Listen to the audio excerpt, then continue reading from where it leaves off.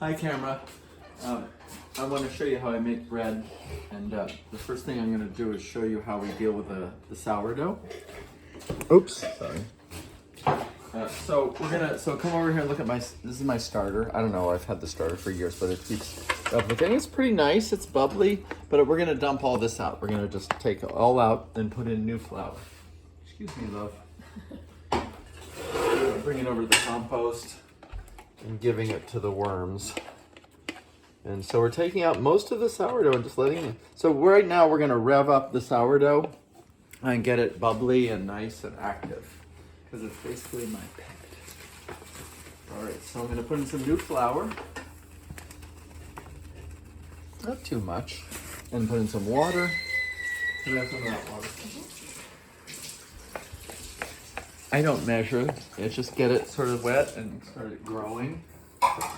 And so this is going to be the first stage. We're going to get this revving up overnight. Then we're going to dump it out all over again. But I'll see you tomorrow. Bye. Okay, I keep calling it the sourdough when I mean the sourdough starter. The starter, the thing that makes stuff happen. The yeast, the starter, the starter, the starter. Okay, it's like 8 hours later. I don't know how many hours. We're going to dump out the starter again, the sourdough starter, and put more flour in and more water just to rev it up, get the yeast going. It's pretty nice looking. It's starting to really bubble. It's warm out today. Nice view of the compost, so I'm gonna dump it out. You can save it too and make crackers. You can make stuff out of the sourdough, but I'm not today. I'm just being a wasteful American moron. So here, emptied most of it out. Put in more flour. Again, you don't actually have to have that much starter. There. And I'm gonna check in with this about, I don't know, 5 more hours, 6 more hours, see how revved it is, see how bubbly. I'm gonna grind up some rye berries in a coffee grinder. I have a scale. I'm gonna put a dish on top of it. Doesn't matter what kind. Then I'm gonna put in 120 grams of water. I'm gonna put in 20 grams of rye. That's the stuff I just ground up. I'm gonna put in 100 grams of just regular flour. And then I have my starter. It's bubbling along. I'm gonna put in 40 grams of starter. So this is the pre-ferment. Then I'm gonna mix it together and just let it do its thing. Get bubbly and yeasty and see what happens in about 4 or 5 hours. I wanna do it before and after. All right, this is the pre-ferment that I just put together. Not too many bubbles happening. And then we'll see what happens in 4 or 5 hours. 5 hours later, the pre-ferment is looking pretty good and bubbly, so we're gonna get the dough together, all right? Okay, so we're ready. It's kind of showtime. So we're gonna take a bowl, pretty big bowl, and put in, we're gonna put it on the scale and put in 750 grams of water.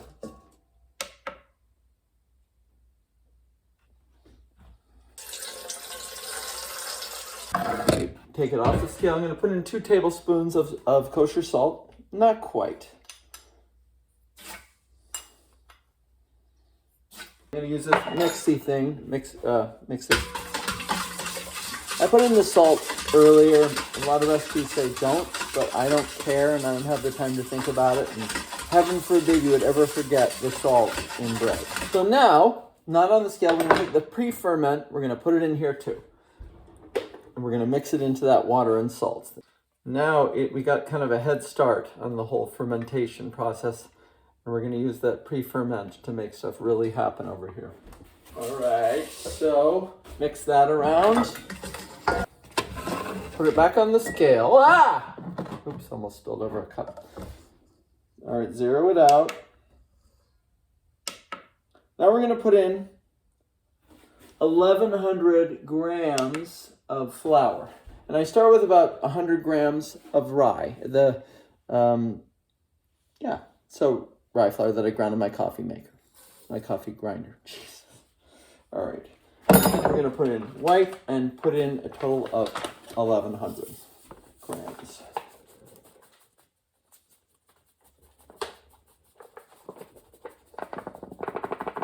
So it's going to be pretty wet and unmanageable when we're done mixing it.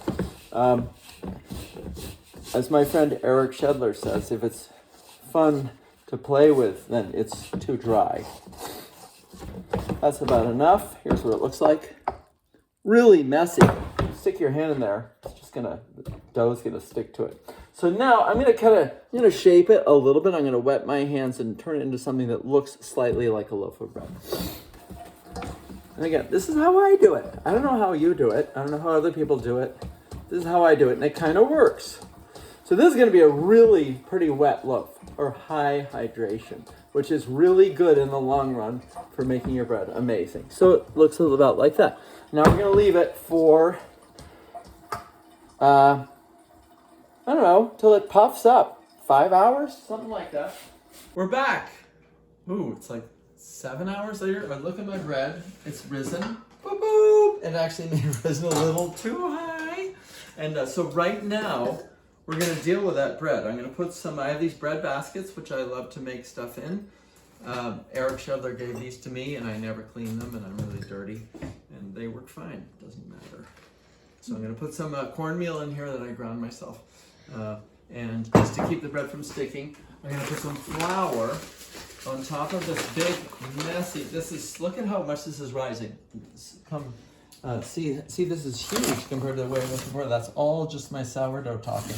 And now it's really sticky, like amazingly sticky, and it's gonna be fairly yucky to deal with. But I'm gonna do some shaping of loaves right now. So I'm gonna use this thing. This thing is great. This, I don't even know what this thing's called. Abby got it for me. Bench scraper. Bench scraper. All right, so we're gonna take this mess and I'm gonna put it here in the flour. I'm using a lot of flour because I don't want it to stick, and I'm probably using way too much flour, frankly. Right, so here we go. I'm taking out this big, amazing ball of. That's way too much flour. Why did I put so much flour? I'm putting this out here. And see, it's mostly came all out of the pan. There's hardly anything in there. And so now I have this really great, really like wet piece of dough. And it's shrinking, and I'm gonna cut it into 3 pieces because it's 3 loaves worth. And I don't weigh it or anything. And now I'm gonna shape it into some loaves really quickly. Again, remember my 5-minute rule. I try not to spend 5 minutes and more than 5 minutes. Right now I'm hoping to be 3 minutes. I'm gonna make this into a loaf. And again, other people do this better than I do, but this works.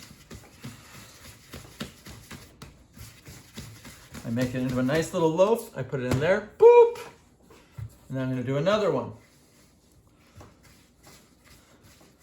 It's very sticky. So if this did not have a lot of flour, it would be sticking on everything. It's wet and it's unmanageable, but I'm managing it by using tons of flour. And again, Eric Schedler doesn't do that. I mean, I don't know how he does it. The good bakers like Stefan Senders, they don't do this. But here, I'm getting a nice loaf. Look, it's nice and round. I keep pushing it down and swirling it around. Now it looks pretty good. Boom, into the bread basket. And I have one more. And again, I'm doing this. Round and around, pushing it down. Very sticky. Putting flour on top of it. I'm using too much flour, it's kind of wasteful. I'll put that back in the basket. All right, so here we have this nice loaf, and I'm putting it in here. For this last section, we're gonna take these nice loaves, and we're gonna put them in the refrigerator overnight.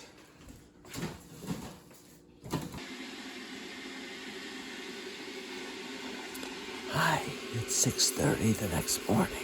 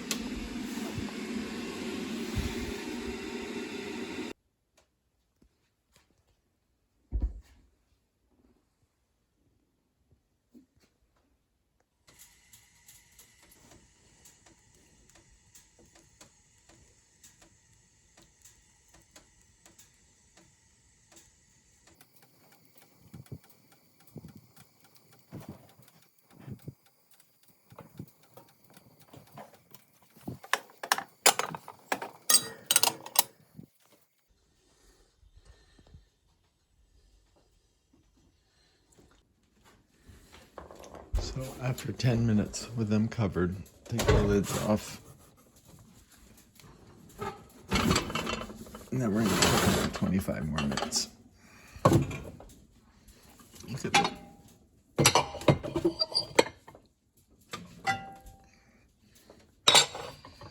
They're jumping right up.